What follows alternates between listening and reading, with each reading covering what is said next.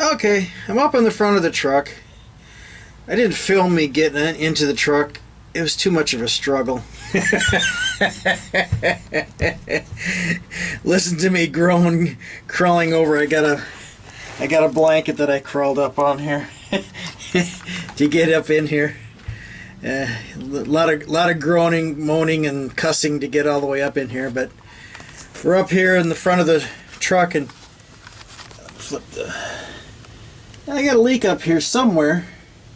Never got up in here when it was raining to see where the leak came from. But this is the whole thing all the way up. So I'm going to put some more silicone in it. You do see some light up here, but that's because there's already silicone in there. Yeah, I guess it could be coming up from there. So I'll just double check those. Light's coming through the silicone because it's clear. So I'm going to have to re-silicone all this. It's supposed to rain tomorrow. Of course! I'm all the way up in here. Oh my God. I swear to God. I just crawled up in here. Probably work. That's Sean. Hello. Hey, what's going on, man? I just crawled up in the front of my truck to do some silicone. I thought it was... And I'm shooting some video, so I kind of thought it was Evelyn telling me I had a work order or something. Okay, there's my co-worker, Sean. Found a hole up in there. Stuck my screwdriver out through it, so let's see where it comes out on the outside here. So I'll be back as soon as I get myself out of the truck. Okay, we got that all caulked up there. Am I forward or backwards? Here, let it pull this back a bit. There we go. Okay, I caulked that all the way across. I stuck my screwdriver out that hole. I didn't see the hole, so I filled in that corner, and you can probably see there's some white caulking up in that corner. Can you see it?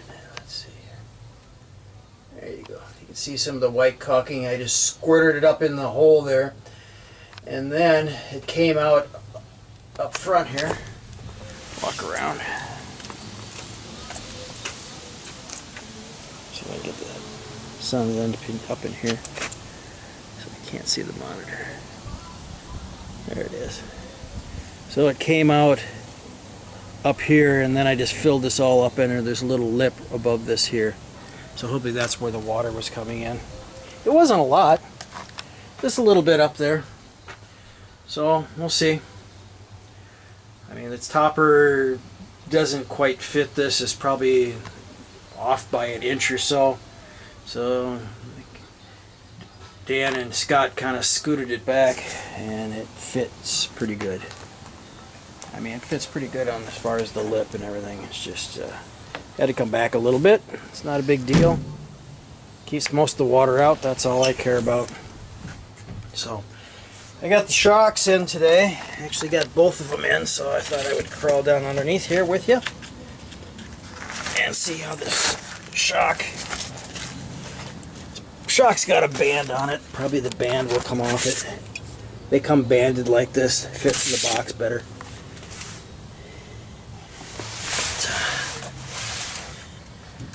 Not bad. I don't feel like doing it today. A long week. So I'll probably grab my penetrate oil, spray these up again, and then spray the other side up. That shock there. And I'll probably get at maybe doing this next week or maybe tomorrow. I don't know. Haven't decided yet. Not feeling too good today. Having one of those off days. Feeling 62 today. So I'm going to take the day off working on the truck. Okay. We'll continue this later. See ya. Hey, you missed all the fun. Not. I took the other side off. See if I get a flashlight up onto this. This is the passenger side. See right there? I had to get up from under here, get my air wrench across there. Oh, that was fun. That was frozen in the there's a tube that goes through that shock at the top. I'll show you when I take the other one apart. but it was frozen all the way through there, so it wasn't even turning, so I had to spray on either side of the bolts, and then I got this one done here. But yeah, that was fun. Now, I don't know how this little tripod thing is going to work. It's kind of a sketchy little thing here. I don't know if it's even going to stand on all fours, or well, this isn't going to work. I'm not sure where to put this thing. Yeah. Is this thing even get on? Oh, there we go. Can you see that? Hang on. There we go. Hope he doesn't fall over and I don't block your view. So we're going to see if we can't remove that nut and bolt. Okay.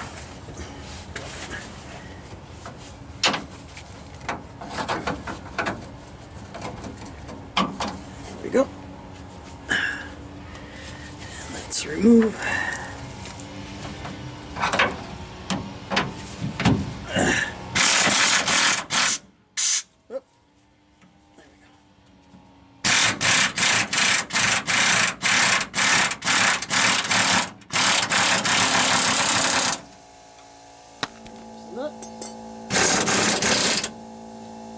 Under a little bit of pressure, I jacked up the truck. So this is going to pop up a little bit.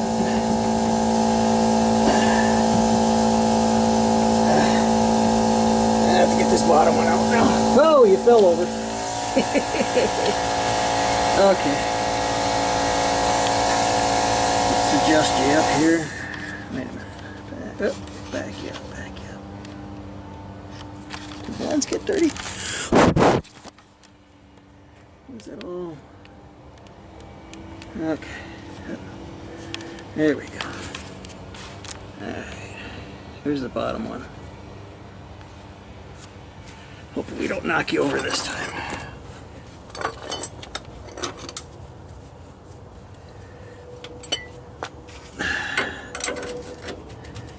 Shock's got a lot of pressure on them because they've got these coil springs on them. So some shocks you get to have these extra coils. Some you don't.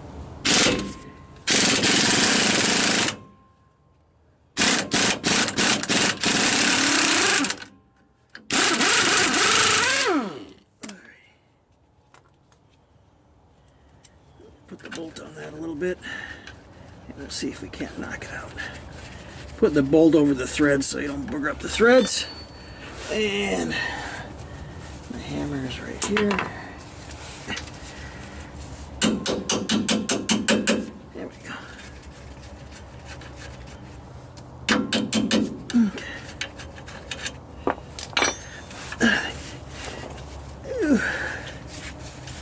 Okay. Yeah, he's got some pressure on him. How am I going to do this?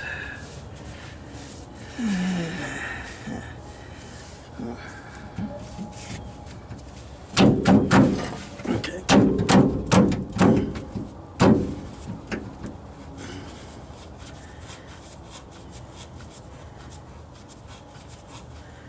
Let's see if I'm unscrewing the top. You can't see that, can you? I guess you can see it now. There we go. Now I got the top one loose. Hopefully this bottom one will come loose. Now I can...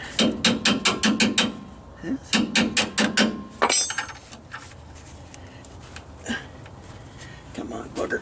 Come on. Okay. Let's see.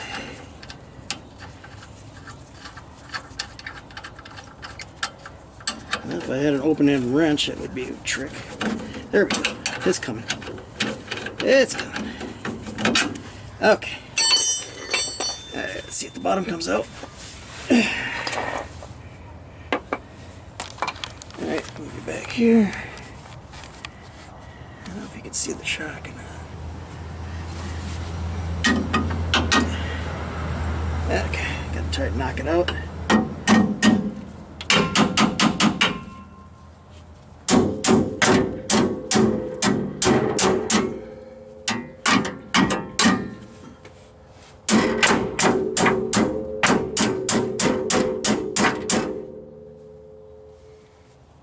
It's got a lot of tension on it.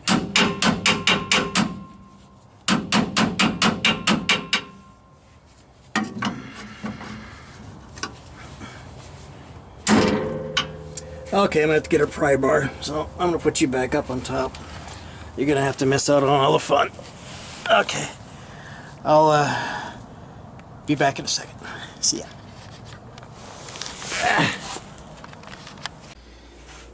Alrighty, I got the other one pried out.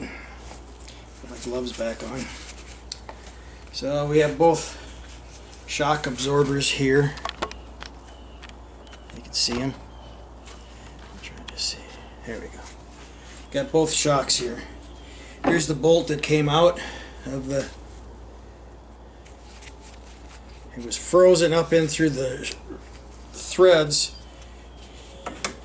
And where it slid through here, let's see here. Right here. That was frozen to a tab. There's two little tabs that go around either side of this. One on this side, one on that side. It was rusted and froze up in there, so I sprayed some penetrating oil up there to get it loose. But see if we can get a good angle on this shock. Now when I cut this thing, the shock is going to get bigger. Make them like these little straps on here to make the shock real short. Because if you look at it, it's a lot shorter than the other shock. It's only up to about here. So once we cut this, don't worry, it's not going to spring out on you or anything. It's just probably push down on it. And now the shock is starting to grow. Get longer. There we go. Now it's the right length. So that's all there is to that one. And where am I? Where am I? Here I am. So just got to put the bolts back in, tighten it up with the air wrench. The driver's side was easier. The passenger side was hard. Like I showed you, I had to get up over the top of the axle. That was not fun.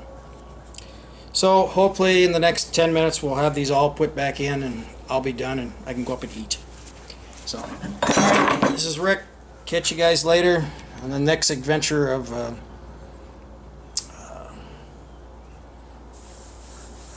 Selling Guy 60 and the truck adventure. Alright, bye. Alright, hello. Is that back far? There we go. Back. I took some fluid out of the rear differential and I had some fluid here, some rear diff oil.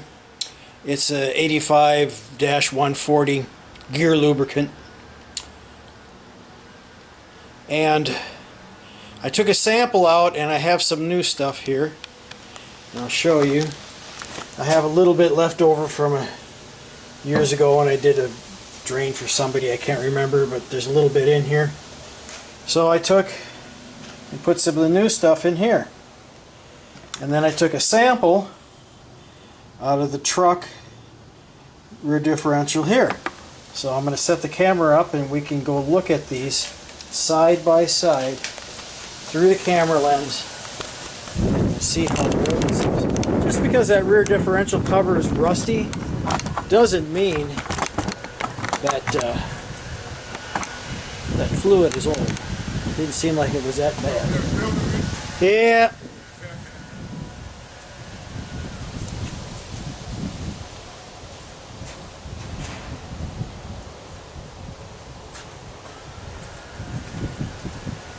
Alright, let's see.